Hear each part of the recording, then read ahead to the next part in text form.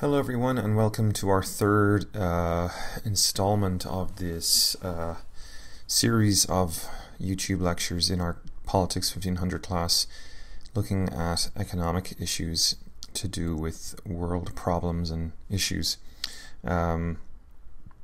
We are going to focus today on financial crises. Specifically, we have had some commentary over the last few weeks on flexibilization in neoliberalism and why neoliberalism moves us to a more flexible economy. We've had a commentary last week on some of the issues arising from different political economy perspectives that look at neoliberalism and why the poor stay poor, why they must suffer. And then this week, while our readings diverge a little bit and go off and look at questions of poverty and what we can do to help people who are poor, we ourselves in this lecture are going to focus on this important issue because it's, I guess, the textbook we have is a little bit too old to speak much about the financial crisis. So it'll be our job today to examine financial crisis on our own a little bit and talk about some of the reasons why the financial crisis has become such a controversial issue, because it's not going away. We've had some recovery in the United States, but it's been very, very slow. And while many people celebrate President Obama's achievements, and I suppose those are real achievements, they're very modest achievements, and many people would say that he has not really been able to fully implement some of the classic policies that exist for recovering from a financial crisis, and the question is why. Some of his strategies, of course, were started already by President Bush because the financial crisis was already ongoing then, but while Congress debated much of those issues and passed those issues before the election, Obama has continued a lot of the policies of President Bush, and we should remain cognizant of that, I think. So, we're talking about why we're in the recession today, and of course the recession today starts in 2008. And one of the elements of the story, of course, is the emergence of a certain type of lending practice in the American high street. We have our Main Street, if you want to call it that. We had Main Street banks who were very, very busy lending out money to the people who were trying to buy houses or build extensions on their homes. And that's a very normal thing for people to want to do, but there was something different about the way people were borrowing throughout the last 10 years or so prior to the financial crisis, especially the last 5 or 6 years beforehand, because they thought that they were buying into a bargain because of the way housing prices were going up and up. So people had a very strong incentive to buy houses in the mid part of the last decade, simply because of the way the housing prices were going up. So why were housing prices going up? Well, after the dot-com bubble in 2000, property was like the last show in town. It was the only part of the American economy that seemed to be doing well. And so a lot of people were putting money into housing, and it created a housing bubble. And were the houses worth anything like the money that they were receiving on the market? Well, it's highly debatable, because now, of course, those houses are worth a lot less because the bubble burst.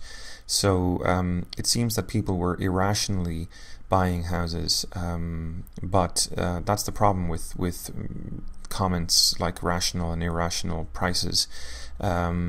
People don't always know what the true price of something is, and indeed, how would you know? Because really all you have to go on is what the market says something is worth, and that can change from minute to minute because of the psychology embedded in the market. So that's something you really have to think about if you're going to be suggesting market-based solutions to all our problems, is that the market tends to be topsy-turvy. It tends to do its own thing, and so because of that, we have to be especially respectful of the fact that the market is a turbulent mechanism, and maybe an argument inheres in this case study, if you will, for putting a check on the market. Maybe the market shouldn't be the dominant form of decision making for our economy. But then people say, well, what are you going to replace it with? The government? And I guess that's a hard question to respond to, but historically speaking, the government hasn't been too bad at making economic decisions, unless you want to look at like the Soviet Union or something, where clearly government-based planning was a catastrophe in the long run. Although many people would say that it's important not to exaggerate that either, because of course the Soviet model was very successful for a long period of time and did successfully move people up the classes. The largest, one of the greatest social transformations in human history was the taking of mass numbers of peasants from the countryside in the Soviet Union and giving them something like middle class or upper lower class incomes. The industrialization and transformation of the Soviet Union is really quite miraculous in those terms. So that is, despite the checkered history of the Soviet Union in other regards, just something to be thought about. So a lot of cash in the economy comes out of the financial crisis, the dot-com bubble bursting in 2000, and a lot of speculators and investors were kind of looking for things to do with their cash after the dot-com bubble burst. And the real opportunity then, of course, was to look at what was going on in the U.S. economy and realize that middle-class people needed to buy houses in order to have their middle-class lifestyles, which is something that most Americans want to accomplish. It's not an insult to them for them to naturally want to live a middle-class existence. That's what American society and culture says is normal, after all. So. But the problem for the American middle class is that their incomes have not really been going up since at least 1973, with the financial crisis that took place then. So we have to contend with the fact that there was, basically middle class incomes have been eroded slowly but surely by inflation since the 1970s, and that's making middle class lifestyle more expensive. The middle class salaries are not keeping up with middle class lifestyles. As inflation and basically reduced incomes are eroding that lifestyle. So the speculators coming out of the dot-com bubble crash saw that the middle class was in trouble, saw that housing prices were going up, and that the middle class would like to invest in those houses, and so naturally the lenders, it is, as we say here, went crazy. They started pushing mortgages out. Why? Bankers, of course, make a lot of money from mortgages, and speculators make a lot of money from giving banks to give people as mortgages. So it was a kind of a win-win situation for everyone, it seemed, except, of course, that the middle class was going into debt. Now, debt in itself is not a problem. Normally, it's an important part of social existence. We've been using debt to finance things like buying houses, starting new businesses, you name it, for a long, long time. A lot of people say, well, why did people buy these houses they couldn't afford? Well, it's sort of tradition that, no one really buys a house that they can afford right now. That's why we have mortgages in the first place. And when people were being encouraged, of course, by the banks, this is a very important thing. The banks were getting a lot of money after the dot-com bubble burst from these speculative financiers who would otherwise have been investing in dot-com stocks and bonds. So for them to suddenly have this money, the banks that is, they were looking to make that money perform. Banks don't just sit on their hands with your money, they want to make sure it's out there making money for them again, so they reinvest the money that they receive. And so naturally, given that housing was the biggest show in town, the banks were very, very happy to feed that and to lend people money, and often unwisely. So this slide, then we tell a story, the story of the salad bowls. The lenders what the lenders did, the banks that is, when they gave people mortgages for their homes, they were actually pushing what we call deceptive teaser mortgages, right? As we've noted already, the borrowers were very optimistic because property values were going up, but the banks were looking for ever greater returns to the cash that they were pushing out the door to these borrowers. And so in early 2007, the banks, having already given mortgages, as many mortgages as they could, to the middle class people who could afford to support their loans, the banks started turning for what they call lim-doc or no-doc borrowers. And these lim-doc, which is limited documentation or no documentation, they're called lim-doc borrowers or no-doc borrowers because they weren't having background checks or credit checks done on their histories. So the banks were so hungry now for profits that they were lending money to anyone who would come in the door, even people who didn't have very good credit histories. Now, some of that practice, of course, was started by Fannie Mae and Freddie Mac in order to these are the government-sponsored loan institutions that were set up after the civil rights movement in order to help African Americans move into houses. So some of that, obviously can be traced back much further, and there's a virtue. There is certainly a virtue to having some lim-doc, no-doc lending going on in the society because it helps equalize access to credit. But by 2007, a lot of companies were doing it just in general, and one wonders if that's wise, because it means that the banks could basically start funneling out a lot of cash into very uncreditworthy parts of the society. So the borrowers then, just to summarize, we know the borrowers were optimistic because they were, and they had some reason to, because they were living in a property bubble. So if I take a mortgage for $100,000 house this year, and that house is going to be worth $120,000 next year, then I've made a $20,000 profit. I can pay back my mortgage at a rate faster than the interest would accumulate the principal sum, and I could make $10,000–$15,000 on the flip. So people were buying houses to flip them. People were buying houses to just sit on them. That's fine. But certainly what we want to lock into here is the idea that even very, very poor people, the same thing happened in Ireland. And there were interviews last year, I remember, there was one interview with a woman who was a hairdresser. And she was interviewed way back, and she was interviewed again subsequently. And in the original interview, she was saying, like, really, I'm worried if I don't get on the property ladder now. I know I can't afford the mortgage, but if I don't get on the property ladder, and everyone was talking about the property ladder, it was part of the culture, So it's very important that we recognize that it wasn't that people were getting greedy or selfish. They were being told by the banks to get on the property ladder now, or else they would miss a major income opportunity in the housing bubble. So everyone wanted to get in on it. And what went wrong then is the question. Well, the banks used to keep the loans on the books. That's the thing, right? Bankers, once upon a time, used to keep the loans on their books until the day those loans were paid off. That was what bankers did. They were obliged to, actually, by the fact that they were the owners of the mortgages at the end of the day. They were the owners of the property. But there were governmental reforms, and we'll talk about those in a minute, during the Clinton administration, at the request actually of many, many Republicans. So it wasn't like it was not a bipartisan affair. It was very bipartisan. This is the reforming of the Glass-Steagall Act, which, as we'll discuss, was introduced during the Great Depression in order to prevent Main Street banks in the United States playing Russian roulette with the savings of people, average Americans, on Wall Street.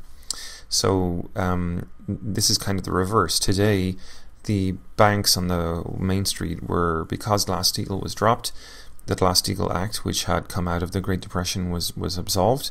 So now it turns out that Americans, instead of the Main Street banks, were playing Russian roulette with people's debt. So it was a slightly different situation. But the Wall Street banks were very, very happy to take these mortgages. And this is very much the point. So what I'm trying to talk to you about is a kind of a situation where you come into my bank and I give you a mortgage. But then I don't want to have the mortgage, right? Because why would I want to sit on a mortgage? The speculators on Wall Street, now that Glass-Steagall is gone, would very much like to have my mortgage, because they realize that property is the best show in town, and that's where all the Americans are investing. So why don't the Wall Street banks do something there? They could move in and buy those mortgages from me for a ticket. So I get a ticket for doing the deal, get short-term cash for that, and then the Wall Street banks, the investment houses on Wall Street, who are working with pension funds from all over the world, they need in order to grow their pension funds, they need to have investments that they can pursue. Regular interest rates aren't really enough for pension funds that really aggressively want to grow. So they were very, very happy to find these mortgages could be bought from the Main Street banks in America as ways of generating future revenue for themselves. So what then did the Wall Street investment houses do? Well, what they did was they packaged a lot of different loans into what we call salad bowls, and they sold those salad bowls out the back door to investment houses like pension funds and such, as we were saying. So why would we call them salad bowls? Well, they were called salad bowls because when you engage in securitization, that is to say, when you put assets up for exchange for money, whether it's like financing a car, financing your education, financing your house, basically you're saying that these are all things that will be future income streams, and I'm going to get money up front for them. So that's why I would get an educational loan, because I would get money up front for my future return on my investment. And banks are aware of that, and banks are aware that people with educations are going to earn more money down the road when they are older, when they have a proper career. So the banks were taking debt, college debt. Banks were taking car loans, they were taking credit card loans, they were taking housing debt, and they were mixing it up into salad bowls and selling those bowls of salad out the door to pension funds. And they actually sold them to pension funds as far away as Scotland and Norway. And so the banks then on the ground had little care about who they were lending to, because they didn't care about the creditworthiness of the borrowers, because they weren't the ones covering the loans in the long run. They were going to be selling those loans onto Wall Street. Wall Street didn't care about the identity of the borrowers, because they actually were only too delighted to have higher risk factors associated with those borrowers, because the higher the risk meant that the potentially the greater the return on the investment in the long run.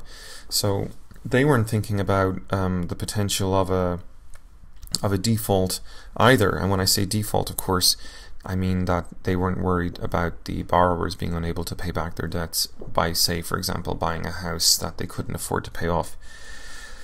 So the question here then is, who is to blame? And that's a tricky question to ask. We might want to blame the borrowers, we might want to blame the lenders or the fund managers. It's not clear to us who we should blame.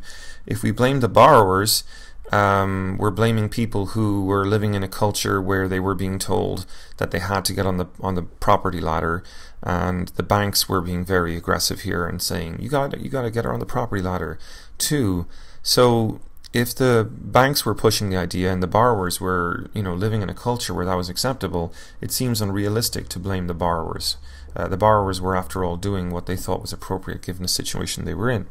Do we blame the lenders? Well, we might want to blame the lenders to a certain extent, but they were only operating in the context of a regulative framework that allowed them to do what they did. So Glass-Steagall, as we know, and we'll talk about it in more detail in a minute, was repealed, and that would have been a very good bit of legislation to prevent the financial crisis happening, but the Republicans and Democrats together repealed that.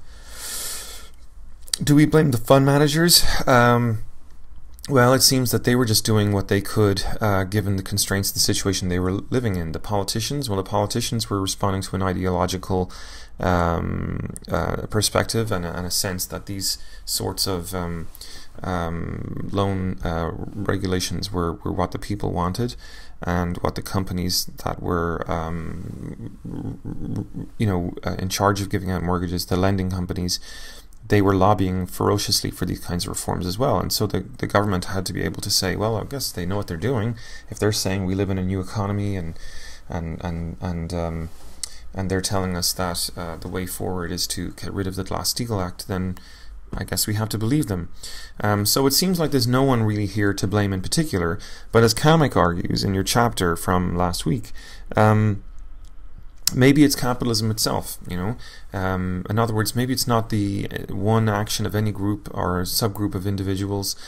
Maybe in fact it is the system maybe it's the thing that makes all of this work, and that is capitalism. So we will try to make an argument about that now in a minute. So we were just saying in the last slide that perhaps the problem isn't so much any one individual or group of people, but rather the system itself. And if you remember from the last week, we were talking about Marx, and we were talking about how he believed that in the social system that we lived in, there were, basically mechanisms in place whereby the rich got to stay rich and grow their wealth, where the poor really didn't get to grow their wealth at all, because all they had to give up in exchange for wealth was their time.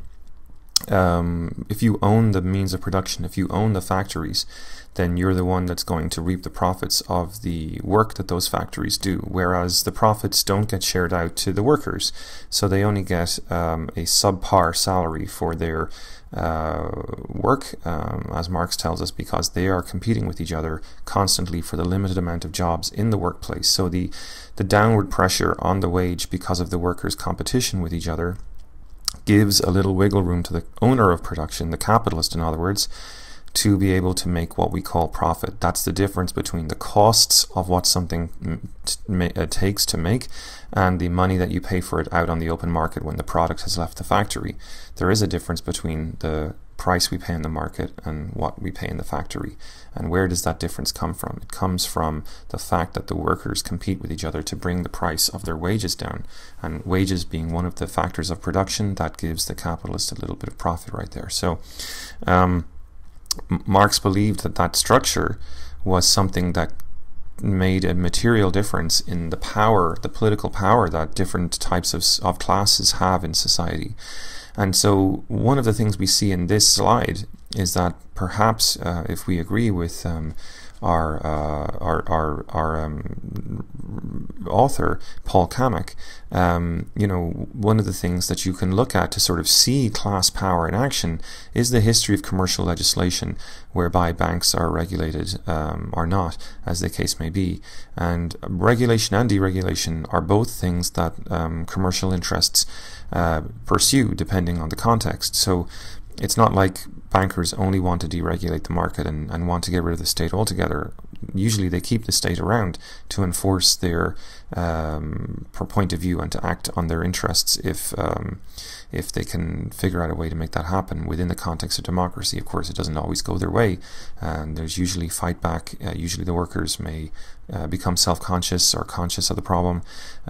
They may start to agitate back. They may create unions. They may start to pool their resources to create political counter-pressure to the capitalists. And of course, that's the history of capitalism since the 19th century, with rules and regulations introduced to create better, safer working conditions, 8-hour working day, this kind of thing, decent salaries.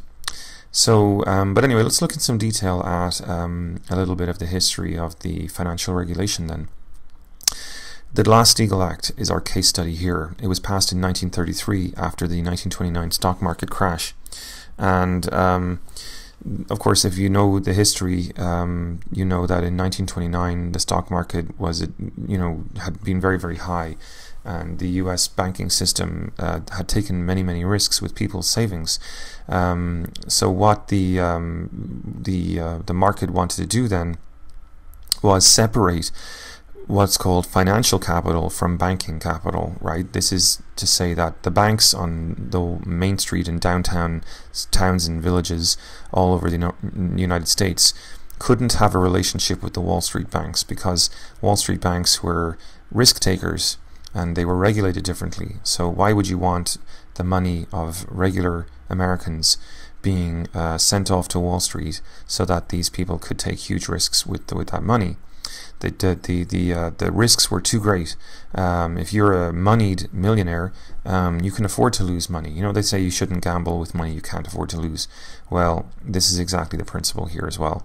Let the millionaires play on Wall Street. The average Americans should be protected from having their savings sent off against their will to Wall Street in order to pursue further profit for the banks. So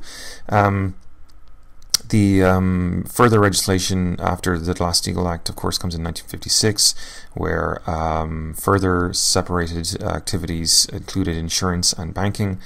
Of course, all the while, some people are saying these acts were too restrictive. So in November 1999, Clinton and the US Congress, in an alliance of Republicans and Democrats, repealed the Glass-Steagall Act with the establishment of the Gramm-Leach-Bliley Act. And this act was very important because Clinton argued at the time that we lived in a new economy and that people could now regulate their financial affairs much better than they used to be able to with the technologies and things, computer technologies that we have. So for Clinton, we lived in a new economy, and things were going to be different from the 30s and the great stock market crash then. So we didn't need to worry about it, right? Things were going to be okay this time around. The result of this legislation was that the commercial and investment banks would once again be able to play ball with each other, would once again be able to get in bed with each other, if you'll forgive my metaphor. And you might say that that's maybe a great thing. Maybe Clinton was right, but I think the facts of the matter are now showing the truth a little bit differently. There's a quote here that says, "Bankers are sheep. They don't mind going over the cliff if everyone else goes over the cliff." And what that really means is that market behavior is psychological. When you look at the history of finance capital, you see that money tends to follow where the popularity contest is suggesting that it follows. So if a sheep in a herd moves to one part of the field, the rest will just sort of follow along. It's herd behavior. And if everyone goes into property and there's a property bubble, that's because of the herd behavior. It's not because property is necessarily a good price or something that everyone ought to or should be belong to. So in that sense, some people would say that Clinton was being overly optimistic. And again, if we go back to Paul Kamek and Marx, then it's no surprise, right? Because what the legislation here sort of shows is that the bankers were already lobbying Clinton, lobbying the Republicans, and lobbying the Democrats in order to get rid of the Glass-Steagall Act, in order so that they could take more risks in the economy and pursue ever greater profits on Wall Street. So this became especially true, of course, once the dot-com bubble, as we talked about it before, the bubble that had been in computer and IT stocks prior to the housing bubble, burst, right? Because all that money had to go somewhere, and the only thing that was really going to get anything like the return that the IT bubble had created was the property sector. And so, would the property sector be able to handle that much money? Well, I think the facts of the matter are now very, very clear. The property sector couldn't handle all that money. And now we know where we stand. A lot of people got loans who shouldn't have gotten loans, or at least they shouldn't have gotten loans without being much more aware of what the loans entailed. Because here's the thing, as we were about to discuss, it wasn't made very obvious to people, despite the fact that they thought they were getting the property ladder. It wasn't very obvious to people the kind of mortgages and things that they were borrowing came with some very, very serious conditions attached. The so-called salad bowls, the teaser mortgages, as we said in the last slide, were very attractive in the first year or two, but then they had very severe conditions attached. The first 2 or 3 years would get very low interest payments, but then they would float to levels that were 50 to 100% higher for the remaining 27 or 28 years of the loan. So I may not have mentioned that in the previous slide, but that should have gone in there when we were talking about the deceptive teaser mortgages. I just wanted to make sure you understood that, they really were teaser mortgages, and the banks were very, very aggressively pushing them out. So whose fault was it, of course, is what we're saying is that everyone was doing what they would have, of course, been doing because everyone pursues their own self-interest in the marketplace. So it's not like we want to target our blame on any one entity operating within that context. I think personally, and I think that this is one of the virtues of a Marxist theory of financial crisis, is that you don't really target any one individual. You just realize everyone's doing what they can do to best support their financial position in the short run in a market context. And if you want to blame anyone, you blame the people who changed the market context, right? You blame the class interests that pursued the dissolution of the Glass-Steagall Act in the first place. And I think that's very important. Instead of playing the blame game, we do is we look at the class positions, and we understand that legislation tends to follow from the rising fortunes of one class over another. And the only way to really change it is to not punish the class or not take them on or kill them or whatever. It's to reform the system. Rather than playing the blame game, you realize it's just kind of human nature for people to do what they do in the marketplace. And if you want to change the market, then you have to change the nature of capitalism. So solutions to this. One of the things that we've been doing this week is watching the Mark Blythe video, as I put a link for that on there for you on the Blackboard page. And I want you to watch that video if you haven't watched it yet, because he has a very good explanation of what's going on right now in the economy and what sort of solutions people are pursuing in order to get us out of this mess. As he notes, many people suggest austerity as a solution to the problems that we face. Indeed, the metaphor that often gets tagged is like, this is basically, you know, this is the non-class based diagnosis, is that, well, you know, everyone partied, and so everyone now has to pay the price. Everyone from the Wall Street banks to the borrowers on Main Street, but you know, we all overspent, we all overconsumed, and now it's just time for us to pay the piper. And of course that's a very seductive understanding, but it's not true, as he says. You know, the pain after the party approach is one that blames everyone equally, as if we all benefited equally from the expansion of the economy in the first place. But we didn't all benefit equally. As he argues in the video, 40% of people did not do well in the boom at all, yet they're the ones who rely on government services the most. The people at the bottom of the economy are. And yet the austerity approach then punishes them disproportionately. So the austerity approach makes it sound like everyone's going to suffer, everyone's going to have to pay for the pain, or suffer the hangover, if you will, after the party. But it's not clear that everyone does carry the same burden in an austerity regime. And he also says there's another problem with the austerity approach, and that is what he calls the fallacy of composition. And there's probably going to be an exam question on this, so I want you to pay attention here. And the fallacy of composition is this idea that you know, if the private sector is busy trying to clean up its balance sheets, as it is right now, and the government engages in austerity, then where's the spending going to come from in the economy? You know, who's going to buy anything, right? The government is a huge actor in the economy. It's a major economic player, and you may not like that, but it's the reality, right? The government spending accounts for a huge amount of gross domestic product.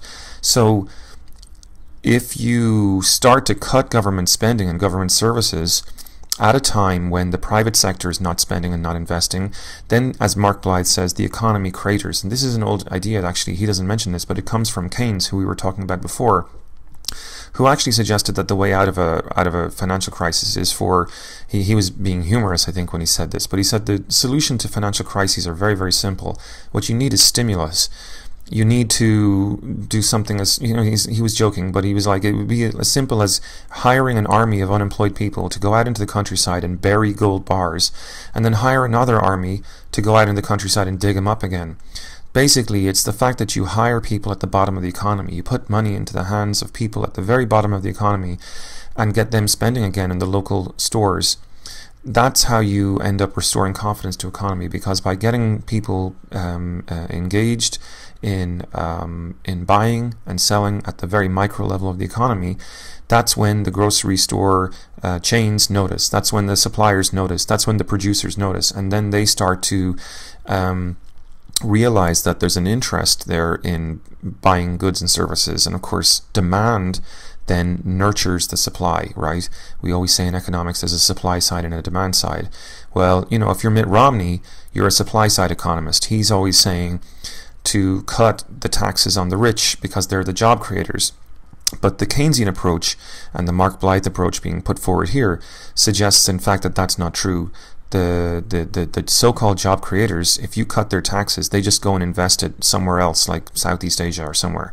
If you want jobs to grow in the American economy, you have to put money in the hands of American people at the micro level of the economy, because only they are going to create the demand, in fact, that suppliers need to see if they're actually going to invest in something productive for the economy.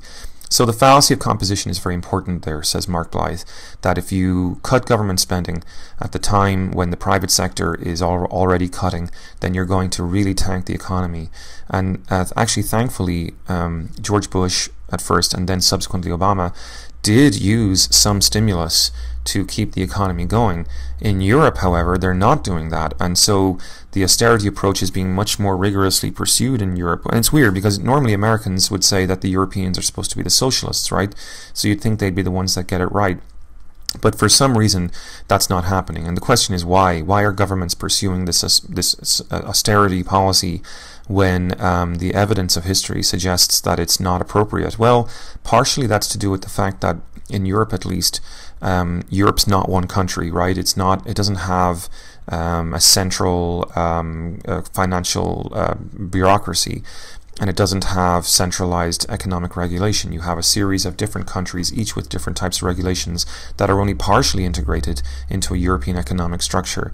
So there's some problem there, because what that means is German taxpayers don't want to end up paying for the Irish and the Greek financial crisis. And oddly, you could add as a footnote there, that's ironic, because they actually benefited from, we can talk about this another day, it's a bit complex, but the Germans actually were for a long time benefiting from the way the Irish and Greek economies were being run. So it makes sense for them to want to do that. But it would be like New York or California saying it didn't want to pay for unemployment in Ohio. It didn't want to pay for the financial crisis in Ohio, or Florida, where the failure to pay back mortgages on housing was very, very high. The so-called foreclosure rate was very, very high. Now, of course, in America, that doesn't happen. Californian taxpayers know that it's all one country, and so they don't really have a say in where their federal tax dollars are spent. And so that's a very good thing for Americans. But Europeans don't have that yet. We don't live in one country, and so we don't have one financial infrastructure. So another thing that Mark Blyth notes, and I was just adding that European dimension out of my own sort of observations there, but for Mark Blyth, of course, he's very important. What he says here is that really what's driving this is kind of common sense. We like to think we're doing the right thing because we all want to be good citizens, and we know that part of being a good citizen is not spending more than you can afford to spend, and not borrowing more than you can afford to borrow, or pay back rather. So that's part of our culture, and Mark Blyth recognizes that. But this is one of those moments, especially in Europe, where that idea of good citizenship and sort of being personally good with your money is kind of a nonsense, actually, because as we know that if in a financial crisis, if no one at all is spending, then basically we're screwed, right? If no one at all is spending, then the economy goes through the floor. So this is one of those ideas are times where you have to realize that in fact it is very important to spend. And of course that's not for individuals to spend, it's for the people. It's for the people's as a collective. In other words, the government should be the one that's spending the money, especially at a time of private sector contraction, because otherwise you get the fallacy of composition, as he says. And besides, it's not like the government isn't spending anyway. In a way, it's spent quite a bit of money. We've accumulated a lot of debt in Europe, but also in the United States, because of the fact that the banks were too big to fail. They all had their debts written off by the government at our expense, at the taxpayers' expense. So it's weird. Mark Blyth observes this weirdness, this contradiction, this sort of favoritism of the rich despite the mistakes that they're making, whereas the mistakes of the poor are not getting recognition at all here. And he observes that basically as nothing other than old-fashioned class politics. And you know what? It's kind of hard to disagree with him on that, I think. Of course, why this crisis, why this financial crisis, and of course the Occupy Wall Street movement as well, very important as a response to that. Why the financial crisis is really important is once you look at the history of it, and once you see the class interests manipulating the legislative framework of the country, it becomes very, very obvious that America is not a country of Horatio Algiers. America is a country dominated by class powers, where the rich get richer and the poor stay poor, and the middle class are suffering more and more over time. So I'm sure that it's possible for America someday to be a country of Horatio Algers. I'm not saying that that's not ever possible, but if you look at the history of the Glass-Steagall Act, you look at the way that the large financial houses on Wall Street deliberately spent a lot of money on lobbying Republicans and Democrats during the Clinton administration to get rid of the Glass-Steagall Act, then you see that in fact the Horatio Alger myth has to be held up against this other narrative, this other story of American economics and American politics, where money talks and has a lot of power. And Alan Greenspan basically all but admitted this in an aftermath of the financial crisis in 2008 statement that he made in front of Congress, where he said, "I made a mistake in presuming that the self-interest of organizations, specifically banks and others, were such as that they were the best capable of protecting their own shareholders and their equity in the firms. In fact, the opposite was true. The banks got crazy. They got crazy greedy, and they began to become, as we say, too big to fail." And I think the Mark Blythe video is very good at making that argument. And for that reason, I would commend you to watch it. So where are we today? We have a huge cost of this catastrophe to the average American. We have, in 2008, 63,000 jobs disappearing. The second consecutive job loss, putting in a quarter, putting the country officially into a recession. In January 2009, of course, 600,000 jobs lost, the highest figure in 34 years. So, 2008, 2009, 2010, just terrible years for the economy. Lots of people losing their jobs. And since December 2007, basically, which is the time that the current recession is deemed to have started, the U.S. economy since then has lost, millions of jobs, basically something like 4 million jobs. And 2.8 of those were lost I'm citing figures that are about a year or two old at this stage, but I mean, the figures could speak for themselves. The U.S. economy is starting to put jobs back into the economy now, and that's largely thanks to stimulus. That's largely, had there been no stimulus, things could have been so much worse. But as things stand, the stimulus that Obama was able to introduce was very small. Partially, I think that's because of the fact that Congress didn't want stimulus, which is dumb, if you ask me. But also the fact, I think, that Obama himself isn't just, people say he's left-wing or socialist or whatever, but I think the way he's managed the economy, if you look at the language he's used, he just isn't really that left-wing. He himself is a centrist. And so he's not a Keynesian. He doesn't get it. And I don't think a Republican would have been much better at this, frankly, because if anything, they tend to believe what Mitt Romney believes, and they're supply-side economic theorists more than anything else. So in summary, at the end of this part one of this lecture, I would just suggest that, it's time to start thinking about Keynesian economics again. It's time to start thinking about the fact that there are class interests and class powers at stake in the American economy. And, even Alan Greenspan himself basically admitted it, that the market doesn't regulate itself. There are vested interests, and once you have companies with huge amounts of power, these organizations, as he calls it, with their self-interests, you think that they would be capable of looking into the future and seeing that their behavior would compromise their own existence. I mean, let's think about it. Be realistic. These companies... This is the bottom line. These companies on Wall Street, there were 5 or 6 major investment houses on Wall Street that went to war with each other for profits. Why did they take such risks? They were playing battleship with each other. Several of them now don't exist. And in fact, Morgan Stanley and JP Morgan and Bear Stearns, the list goes on. They just put themselves completely beyond recovery, and I think JP Morgan, Lehman Brothers, Bear Stearns, all these huge finance houses went bankrupt, right? Why would they commit suicide like that? It's weird. It's like, it's not rational behavior. They shouldn't have... What Alan Greenspan is saying here makes perfect sense in some ways. Like, according to the theory of the market, companies should be preserving their investors' interests, their shareholders' interests into the future. These companies are, in some instances, hundreds of years old. Well, not hundreds, but they're over 100 years old. They've been around for a shockingly long time. But neoliberalism And the logic of competitive rivalry between these companies meant that they became basically like the nation states of World War One. In World War One, they built up such huge armies and went to war with each other and killed millions of their own soldiers, millions of their own men. One of the largest ever, if not the largest ever, battlefield death tolls in human history was World War One. Why did they do it? They knew they were going to destroy each other, and yet they didn't care. And it's just irrational at the end of the day. Okay, folks, that's the end of part 1.